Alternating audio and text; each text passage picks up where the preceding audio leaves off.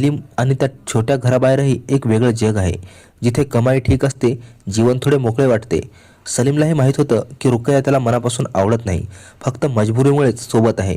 म्हणून हळूहळू तो रागीट आणि भांडखोर झाला. याच दरम्यान दोघांना एक मुलगा झाला. आता पैशाची काही अडचण नव्हती, पण रुकैया सलीमच्या लंगडेपणापासून आणि त्याच्या वागण्यापासून खुश नव्हती. ती सरळ काही बोलत नसे, पण जेव्हा सलीम व्यसनाच्या व्यवस्थेत बिछाण्यावर येई, तेव्हा त्याच्या हालचाली तिला वाईट वाटू लागल्या. हळूहळू ती रागातून तिच्या मनातल्या गोष्टी सरळ सलीमला सांगू लागली. सलीमने जास्त विचार केला नाही, फक्त इतकं समजलं की रुकैया त्याला त्याच्या पायामुळे छेडत आहे. मग दोघांमध्ये रोजच भांडण सुरू झाली. एके दिवशी इतके भांडण झाले की सलीम रागात येऊन 3 वेळा तलाक तलाक तलाक बोलला. रुकैयाने सामान्यपणे स्त्रिया पतीसमोर रडतात आणि विनवतात तसं केलं नाही.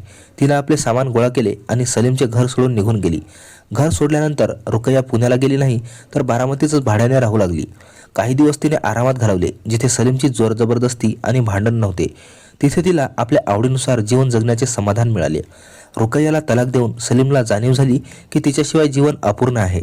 दोघे आता वेगवेगळे व्यसनाचे दुकान चालवत होते आणि स्वतःही व्यसन करत होते. रुकैयालाही पुरुषाची तहान लागली. त्याच दरम्यान तिची ओळख हार्दिप नावाच्या एका तरुणाशी झाली.